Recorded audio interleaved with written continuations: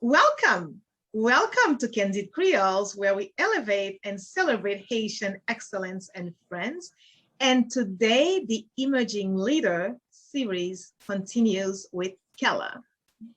Kayla was born and raised in South Florida, and Kayla always had a passion for creativity. She would always draw anything that would catch her eyes. As she grew older, her passion for drawing changed as she became more interested in capturing moments through a lens. She developed a passion for photography, to which now she calls herself Photo by Kay. I like that name, very cute. Thank you. And since Kayla was a child, Kayla has always had a desire to help others. As college came into the picture, Kayla knew she wanted to have a career that would do just that. So she pursued a career in a bachelor in business administration with a concentration in marketing. And while becoming heavily involved in undergrad, Kayla realized how many students, specifically Haitian Americans like her, were not involved on campus or attending events, which to her was a major part of the college experience. During her time as the president of the Haitian Student Association on campus, Kayla decided that her education wouldn't stop at a bachelor's of business administration. She pursued a master's degree in higher education and now works as an academic advisor and strives to inspire students, especially Caribbean students, to try to find a healthy balance between growing up Caribbean and helping and being a student in the United States. Kayla says, "My greatest passion is to make sure I represent or serve as an example for the students that look like me." She continues on, "Growing up, I wish I had more people that looked like me in the spaces that I currently work in. I don't do this for me. I do it for the ones that come after me." How beautiful is it? That's really beautiful. Thank you. I can't wait to, it's a pleasure. I can't wait to really get to know you a little more, understand what got you here. So I know you were born in Florida, correct? So please tell us a little bit about your childhood. Sure. So like you said, I was born here in South Florida, have lived with my parents since then. With that also comes growing up with my family, not just, my sister and my parents, but all my cousins on both sides of the family. And it's pretty interesting because we all have our little techniques and we all have our little talents. And I think that's what really inspired me, aside from, my experience and things like that. I think that's what really inspired me to really see like, hey, we all have these talents. How many students are there that aren't maybe using the talents that they have or don't know they have these certain talents? So that's kind of what tied into the lack of seeing involvement on campus, because there's, some things that individuals from our culture have to deal with that not many others have to deal with, balancing school and work and family and all these things. But there's that core aspect for me that was so important of getting involved on campus and getting to meet others like you that share the same experience with you. Because yes, I share the same culture with my mom. Obviously, I came from my mom, but there may be others that may have a little more responsibilities than I do. You know what I mean? So having someone who is your age, who may be going through the same things that you may be going through is very important. Not just your elders, not just your family, but someone outside of your family. So looking at that on campus and noticing how many Haitian students or Caribbean students were not involved on campus got me thinking like, there has to be more out there. We're all friends anyways. When we see each other, why not just, restart this organization that we have, because the Haitian Student Association was inactive for a little bit. So a couple of friends and I brought it back. And it was amazing. Like there were like 50 individuals that came to our first meeting. And from then on, we just grew. We started supporting other organizations. And the first meeting. The very first meeting, I was surprised. That was amazing. Yeah, that's how I knew that there was a need for it on campus. You know what I mean? Where did we all come from? Because I definitely didn't see all 50. How did you advertise it to get so many students on the first meeting? It was hard. I'm not going to lie. We started from scratch, right? aside from reactivating the Instagram account that was previously there, we had to go through the student org portals, follow the correct guidelines. Marketing wise, we have the opportunity of working with the marketing campus, the marketing office on campus.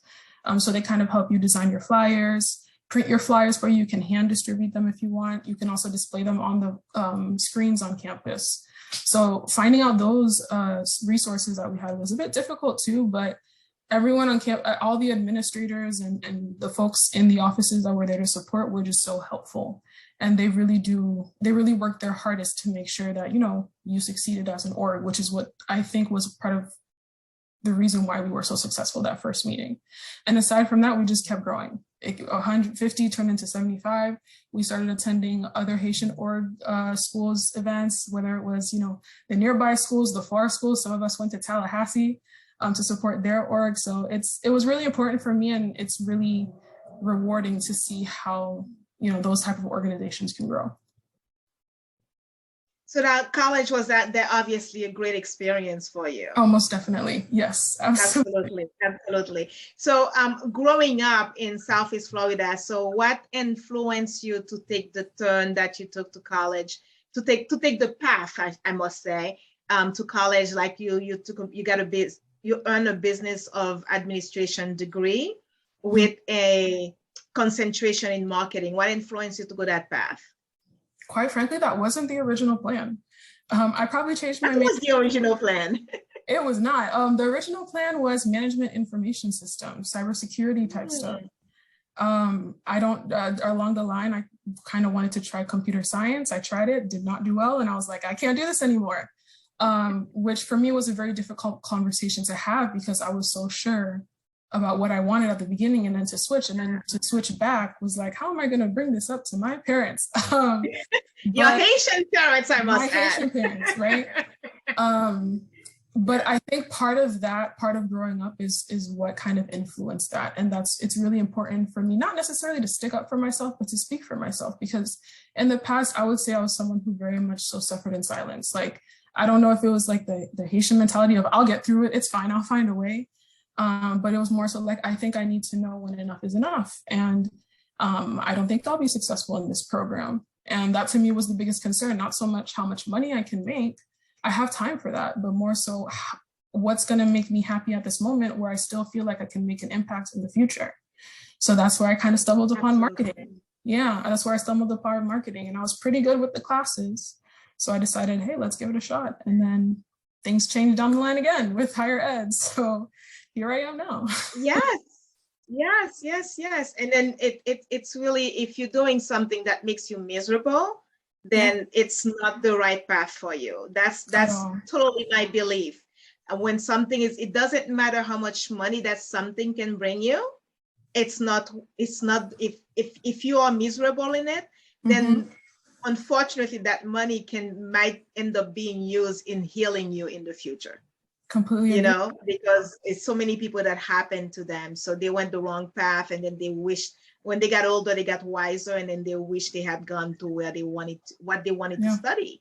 The career they wanted to pursue. So I totally understand that. And in college, you were president of the Haitian Student Association on campus. So what exactly that included for in that role included for you? So there were some rules and bylaws that we had to, follow according to the organization that we were under. In order to receive proper funding as a student organization, you had to have a certain number of meetings per semester. There are certain rules and requirements in addition to that you had to follow. So with that, I originally had started out as the vice president. A couple of friends, one friend served as president, other friends served as treasurer. That was also one of the rules. You had to have a president, vice president, and treasurer. So we had those three. We're like, okay, what's next? Finding members. So advertising, the marketing aspect, which is where my degree kind of came into, good use. The marketing aspect, talking to folks who would talk to folks who would talk to folks. And connecting with individuals from other schools, I think probably was what really drove us to just get everyone. So how many of you were like board members? Because you were the president, so obviously you had support. Like 4 of us. When we started, it was 4. Starting, it was Okay. 4. And then our president graduated, and then I took over as president, and then I think I served 1 or 2 terms. I don't remember. But aside from that, it was just connecting with the other orgs on campus as well, because we were also a part of the Caribbean Student Association. So connecting with those members and getting everyone involved, it's marketing. Everything is marketing. So following those laws and the networking were really what I believe made us as successful as we were during the times. So. And the student association, how does that contribute to the, because it was the Haitian Student Association. Yeah. So how does that contribute to the students who are Haitian of Haitian descent on campus? Yeah. What's the contribution to be in that group?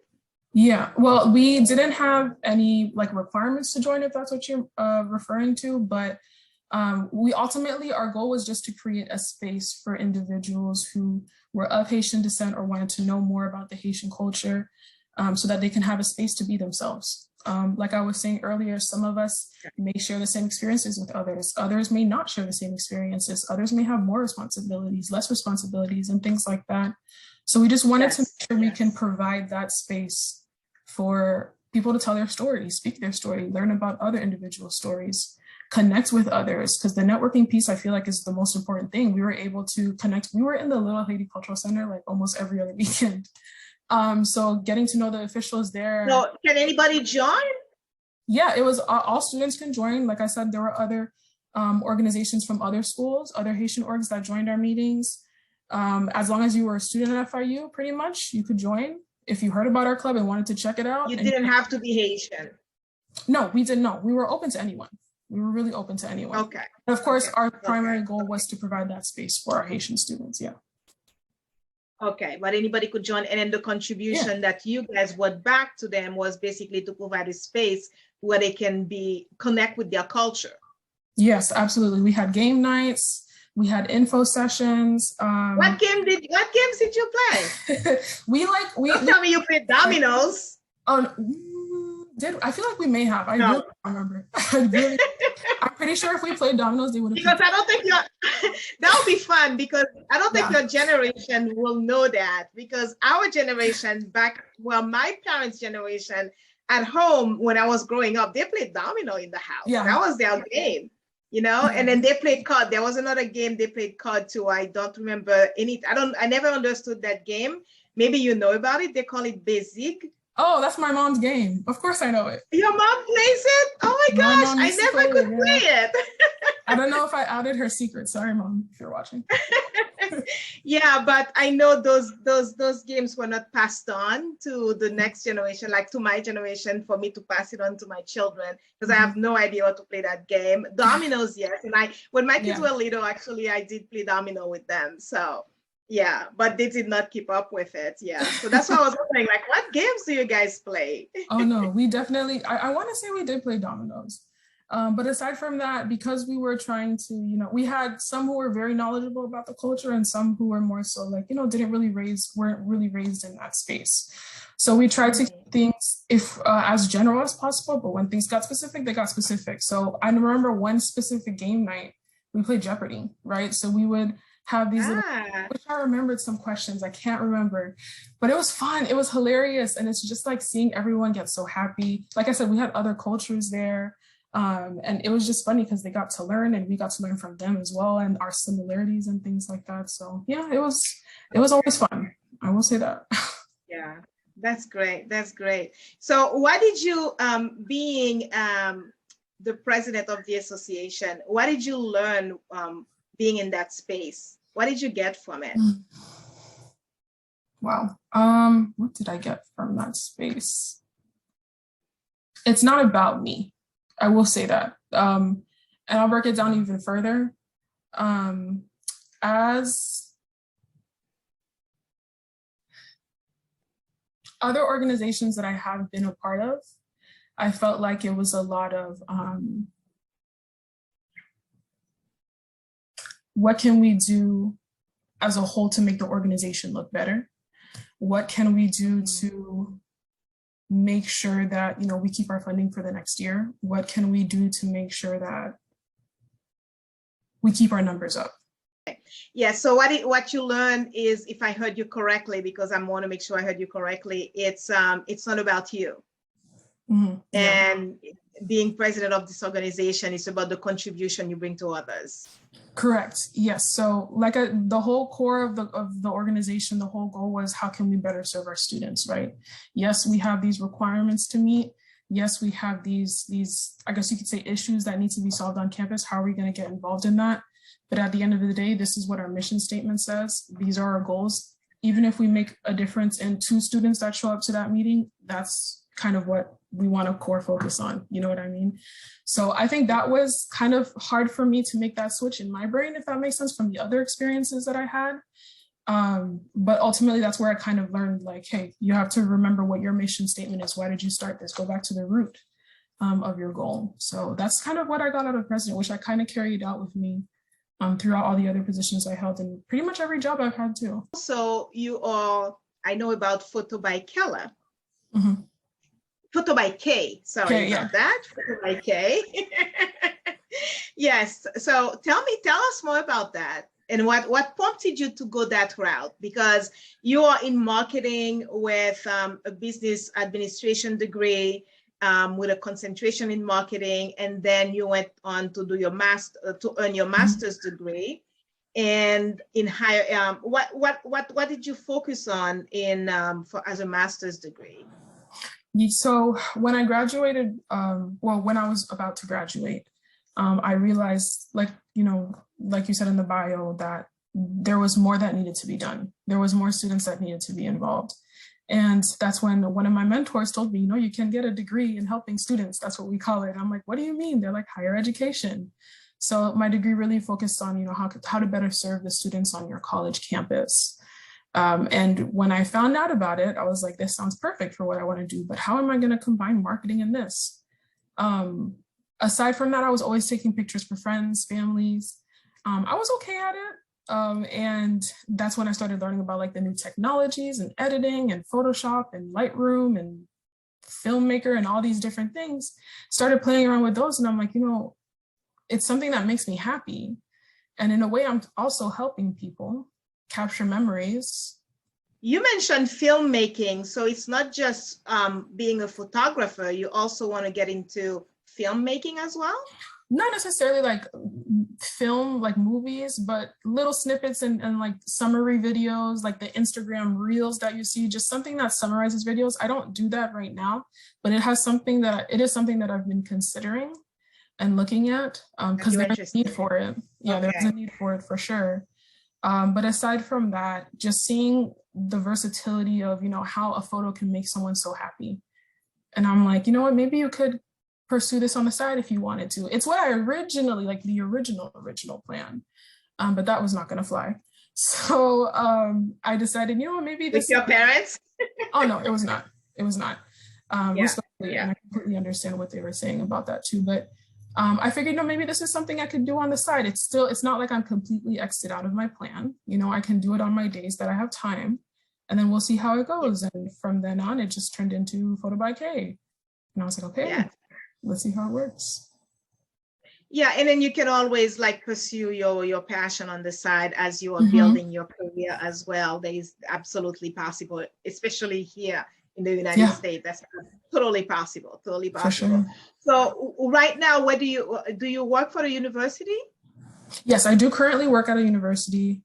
I love my students. They're so funny. Having the opportunity to work with different types of populations, I think too, is what's unique, because at first I was working with freshmen, like incoming students, and now I'm working with older students and continuing students.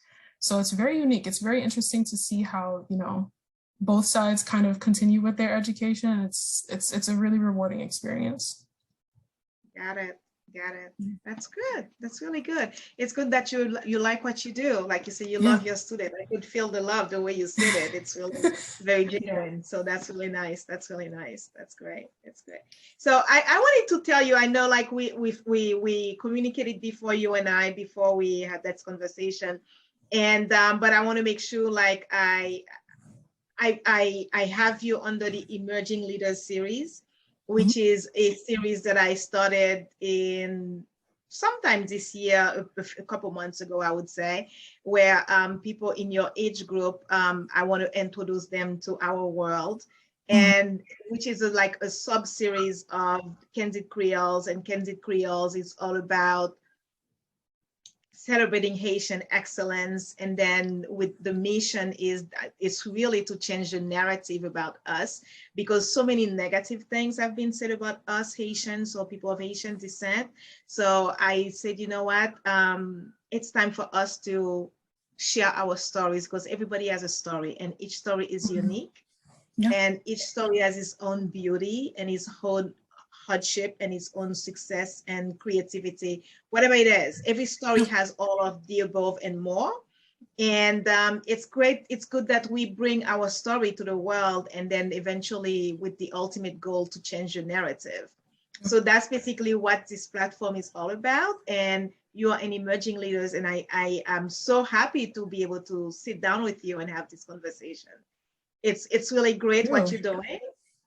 Say, what do you say? No, I said no, thank you. It's. I think this is important as well. What you're doing, you know what I mean? Having conversations with, you know, not just individuals my age, but getting to network and learn about other folks who maybe, you know, are seniors, I guess, but connecting with them and networking with them, and how can we come together and, you know, do exactly what you're saying, change the narrative, because it's really up to us. So I think what you're doing is amazing as well. Thank you so much. Thank you. It's well, I always say, like, we'll see where it goes. Eventually one day, like, an emerging leader can take over and then take it to the next level. You know, Yes. because this is not for me, this is for us, all of us. So it's just I'm just the one who began it, and it, who knows where it will go.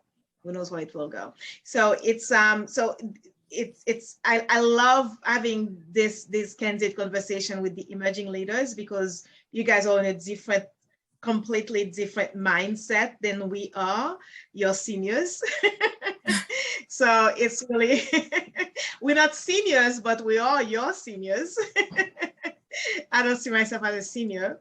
And but definitely to see how different you guys think, you know, because your culture is completely different than the previous culture. And also you being brought up in the United States, as opposed to me, who was born and raised in Haiti, and then came in the United States as a young, as actually I came in the United States as an emerging leader.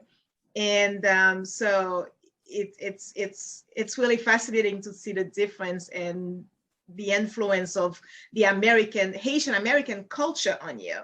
So you were born and raised by Haitian parents, and yet you grew up in the American culture. So you have a combined Haitian American culture. So what do you think, how do you think that influenced you having both cultures?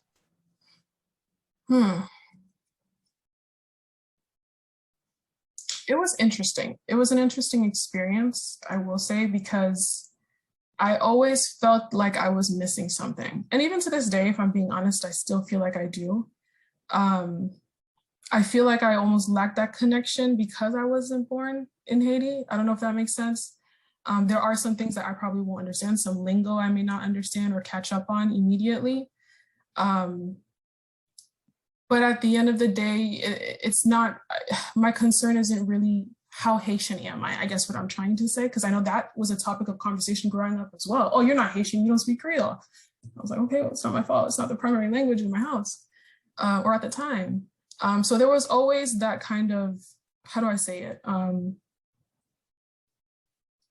There was always that connection that I felt like I was lacking, because I was allowing outside entities to kind of dictate what it meant to be Haitian, if that makes sense. And as I grew older, as I had that college experience, that's kind of where I learned, you know, at the end of the day, it's literally in my blood. And I can't really pay attention to what other people say. It's really up to you to decide. Yeah, literally, it's up to me to decide, and it's not up to anyone else to put down or not shame, but, you know, just decide that for me, like you said. So for me, it was more so, how can, like you said, how can I show who I am in the culture that I know, to the extent that I know, right? And still show people, like you said, the beauty of the country. especially as someone who, you know, wasn't born there, may not be as much in the know about what's going on and things like that. So it was a unique experience. I'm glad I did kind of find my footing, if that makes sense. But it was hard sometimes. It was really hard.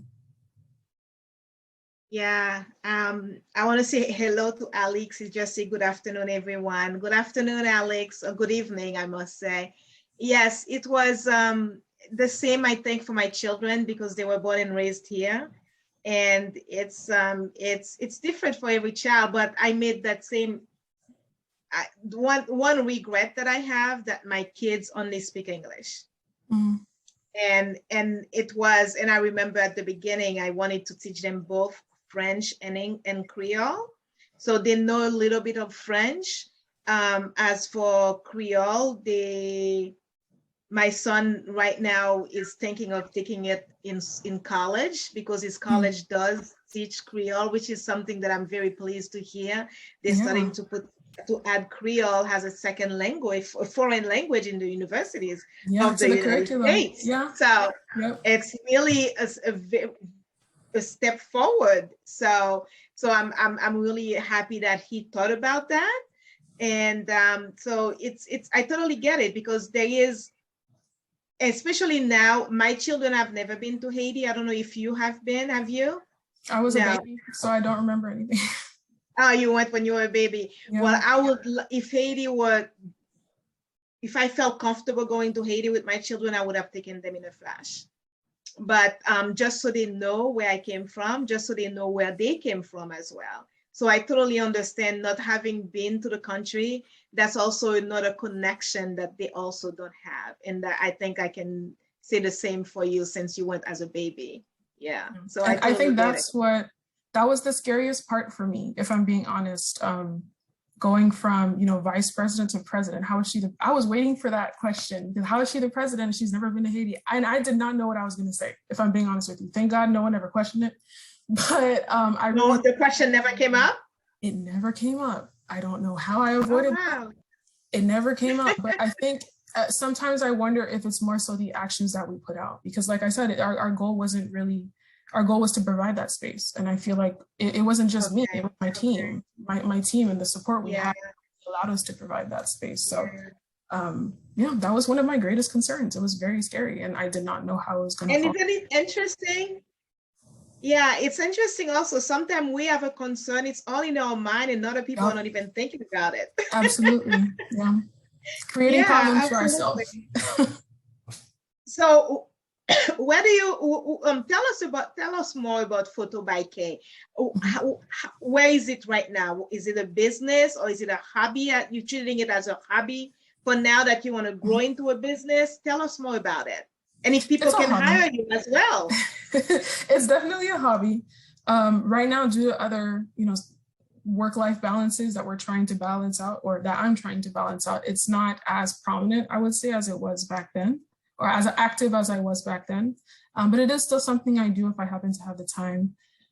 Even if I'm unable to do something for someone, I do have a community of Haitian photographers who I'm sure I can always refer somebody to. But it's definitely a hobby, something I do, in my free time, or plan to do in the future. I really don't know. I'm not gonna lie. I don't know what the future of Photo by Kay is. I'm hoping she'll still be around. She might morph into something else.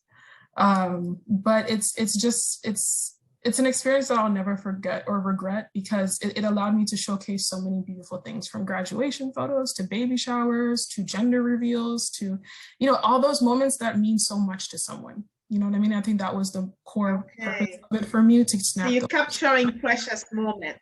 Yeah, you're good at capturing precious moments. Yes. Okay. Well, that's good to know. As long as it's in your free time outside of work time. Oh yeah, of course. Okay. So as far as your career, where do you see yourself within the next 10 years in your career then? That's a great question. I'm actually still hoping somewhere in the school system. I don't think I'll ever leave my passion for working with students. I ever since, I started Photo by K, I did think about, after the marketing fiasco, the changing majors fiasco, I was thinking about, maybe marketing, photography, something in the school system where I can combine. Why do you call it a fiasco? The fiasco. Why would you call it a fiasco? I call it a fiasco because it happened so many times with the changing of the majors until I finally decided. It was, like, not in a negative way, if I'm being honest, but it was more so, okay, I'm finally here. We're just going to settle with this and not change our minds again. And I ended up liking it, which was the most important thing, right? Okay. But maybe I would love to be in a position in the future where I can combine all three passions. If I can combine marketing, students, and photography, that honestly would be like the ideal position for me. So definitely still want to work with the students in the school system, somewhere around that, because I still feel like at the end of the day, I could still influence students in some way, shape, or form, whether that's showing them around campus through a brochure or, maybe being director of some program. I don't know. So we'll see where that takes me, but definitely still want to be in the school system. Totally understand that. And you have a master's degree. So are you going to pursue your more degree in the future? I'm going to say yes because my mom's here. No, I'm kidding. I would love to. I just don't know. Your mom did? She did. And she's honestly my inspiration. I think I would love to pursue a PhD. I just have to find the right timing and footing. In what topic, I have no idea. But it is something that I definitely would love to pursue. I think it's important for me personally, just like my own personal goals, like my mom had. But yeah, I think I would like to. Topic is still to be determined, but yeah. It's to be determined, but you're interested. Yes, it's very important. Education overall is very important. I think we're all lifetime learners, right? Whether that be in the books or just in life. But yeah, it's definitely something that I would be interested in. Yes, and I like that you said in the short bio that you sent me that you don't do this for you, you do it for others, for the one that comes after you, the ones that come after you. Tell us more about that. Yeah, it stems from, if I'm being honest, it probably stems from high school. Going to the high school or attending the high school that I had gone to, not seeing too many individuals that look like me, both friends-wise, because I did have a small group of friends in high school, as well as admin-wise, administration-wise. There weren't that many individuals who had, my skin tone. And that to me and it's something that I realized as I was older, not really something that I realized when I was in that space. I wasn't comfortable speaking about certain things with them. And I didn't know why until now that I was looking back. It was because I didn't feel like anyone looked like me, and I felt more comfortable, approaching someone who looked like me. In college, there was a lot more of that, I will say, especially the area where I was attending school. We had a lot of folks that looked like me who were of Haitian descent, so that made it a little more comfortable, but I still always felt the need for more. Certain aspects had more individuals, and other departments and stuff didn't have as many. So for me, when it came to, obtaining my degree in higher education, I said, okay, if I've had all these experiences throughout the college or high school or education system in general, I think it's only best if I put myself in that experience so that I can provide somebody with the experience that I wish I had when I was in that, time frame. So that's kind of, what gears me and what keeps me going. Whether that's in high school or university or whatever it may be, but it's definitely something that I strive to do. Leave a place better than you found it, in a way, right? Not that it was bad before, but leave it better than it already is, or make sure you provide that experience for someone else that you wanted when you were younger. That's kind of what I try to focus on.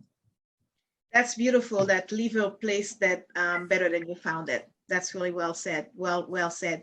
And on that note, I want to ask you, before I complete the call, a candid conversation with a guest, I like to ask what it is that how would you describe your life in one word? Wow, that's a deep question. How would I describe my life in one word?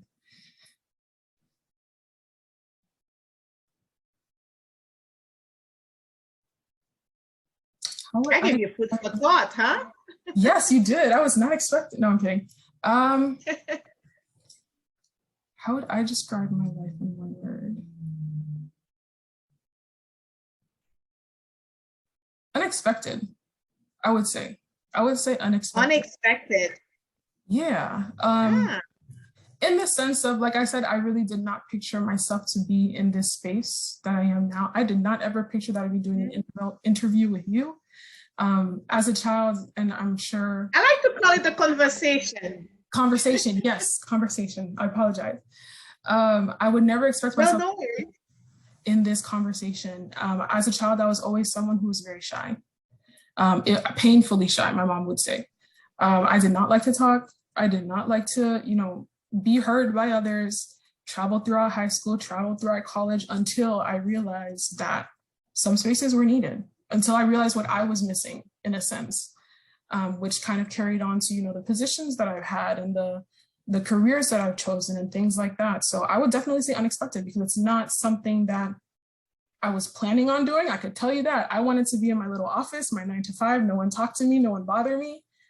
And now it's definitely something that's completely different. And I'm meeting with students, probably 10 to 12 students a day, talking about their career choices and their goals and things like that. So I would definitely say unexpected. That's powerful what you just said. It reminds me of myself. When growing up, I was shy too. And when I tell my children that I was a child, I was a young child who was very shy, they said, "Mom, you." They cannot see me that way, but I was shy when I was growing up. I was very quiet. I was very shy. But as the difference with what you just said is, you said you just wanted to be in your office and then no one bothers you. But me, I wasn't shy that way. I was shy because I think I was just unsure of the world, of how the world will, how to approach the world. So I think that's what caused me that shyness, and because of growing up, the education that you get in Haiti, where they always kind of restrain you. So if you make a step forward and then they question it and they restrain you, so it's like, so I took, if they make you take one step forward, I end up taking backward. I end up taking 5 instead of 1. And then that caused me to become very quiet, very restrained. I think that's what I would say. So I feel shy. But growing up, I knew when I got older, when I came to the United States, I realized that wasn't going to fly for me. So I had to work on it though, because we are creatures of habits, and habits makes our habits make us. So I really had to learn to create a new persona, because I didn't like being shy. I truly didn't like it. But even if you don't like something, to transform, it's still going to take work to become somebody else, to become who you want to become, Yep. So that was my challenge at the beginning of my life in the United States. I didn't like being shy, so I had to force myself to go out by myself in an environment that I don't know anyone. And then what do you do when, and then I read about it. I read about how to become less shy, and then I did the work, and then here I am today. Talking with somebody who was shy too. So yeah, so interesting. Yeah, so I totally understand when you say that, totally understand it. So how would you, I know you've never been to Haiti. So I usually like to ask, how would you describe Haiti in one word? So since you've never been, except for when you were a baby, so based on what you learned from your parents and based on what you learned from other people, do you have an idea of how you could describe Haiti in one word? From my parents' experiences, grandparents' experiences, aunts, uncles, I would have to say it's resilient. Just hearing about, what they went through as individuals and how they may have had friends who've gone through the same things, better, maybe worse, whatever it may have been, I would say resilient. It's a very resilient country, filled with very resilient and passionate people. Aside from, of course, other adjectives, beautiful, full of caring individuals, things like that, but resilient is the first thing that pops up in my mind whenever somebody asks me, well, how would you describe them? I think that says it all. People say that a lot about us. They say that a lot about us. It's because of all that we keep going through, and yet we keep coming back. So yeah, that's really powerful. That's really powerful. And what's going on with Haiti right now, it's in the news, it's in our home, it's everywhere, especially amongst us Haitian, we talk about it. So what advice would you give Haitian in based on what you know about life, your own experience of life? I don't know. I don't know. I'm always hesitant to kind of answer those questions because of our different upbringings. You know what I mean? Yes. I'm always, I totally get that. Yeah, I could always say, you know, don't give up, keep trying, be resilient, but I'm also not in that experience. Yes. That's very wise of you. That's very wise of you, because you've never been there, you're not living it. So I totally get that. I totally get that. So in that context, and I would put that quick question in a context where you're more familiar. What advice would you have for your students? Oh, okay. For my students, don't be afraid to ask for help. That's something that I've noticed a lot, is a lot of, and aside from my personal experiences, a lot of them don't share too much of what they have experienced. Like I said earlier, because they might have that mentality of, you know, I'll figure it out. This is, other people may be going through something worse. Well, what may be worse for you may be not so worse as somebody else. We all have our different standards of worse, right? But ask for help, because you never know what resources are available to you. Don't be afraid to, you know, just ask for a lending hand, because there's so many opportunities that may be available to you, so much help that may be available to you.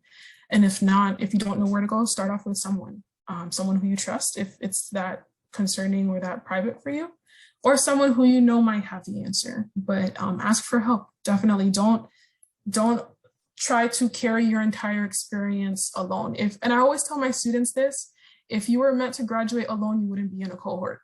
If we're being honest, you would not be class of 2020, whatever it may be. So always ask for help. You never know what resources might be available to you. Yes, and I actually can take what you just said and then even put it in a context of Haiti, like I was asking earlier, because if sometimes people in Haiti or may not want to ask for help. Some may ask for help, some may not want to ask for help. So I think what you said is actually can be given to anyone. When you need something, go find the help, because there is always an answer to every challenge. Of course, every challenge has its different level, but and it will be a different response for each challenge. Absolutely. But definitely like ask for help, because you never know who can help you. You never know. So on that note, I want to say also hello to Judith. She just said nice live. I appreciate that. Thank you for making it a nice live, Kayla. No, Appreciate thank you. that. Yeah, so and on that note, before we conclude, anything else you would like to add before we conclude? I think we kind of talked it all. I think that's actually what I was going to try to close with, but you caught me. Always ask. Definitely always ask for help. And I can't say it enough, because of what I've seen students go through. And apply that not only to classes, to school, apply it to life, apply it to your job, apply it to your family, you know, so we're here to support. That's really great. That's really good. Always ask. Never be afraid to ask. Yeah. Never be afraid to ask. That's perfect. That's perfect. Great way to end it. And I want to say thank you again for this candid conversation. It was a pleasure meeting you virtually. And it was a pleasure. And on that note, I want to say thank you to all for watching. And as I always end with, peace for Haiti, love for Haiti, and blessings to all. Thank you again, Kayla. Thank you. Bye-bye. Bye. And thank you to all who watched today. That was great.